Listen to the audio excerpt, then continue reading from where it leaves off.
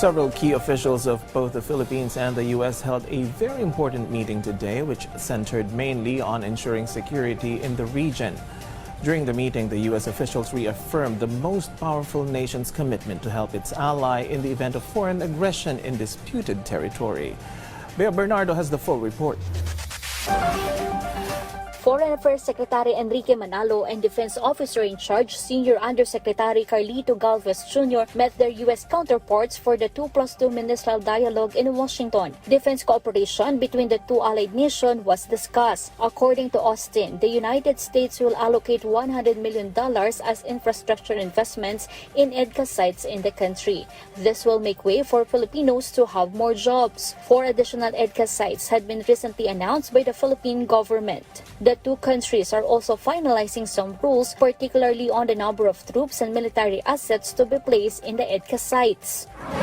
We have to identify the terms and references, how these activities will be undertaken. So I don't think we're really at any stage yet to answer how they might be used. They're still open to discussion. You know, whatever we do in the future in terms of rotations and numbers of troops, it is a joint decision between the Philippines and the Philippine government and the U.S. government. The United States has reaffirmed its commitment to the Philippines against intimidation in the highly contested South China Sea. Secretary Austin and I also reaffirmed the United States' unwavering commitment to standing with the Philippines against any intimidation or coercion, including in the South China Sea.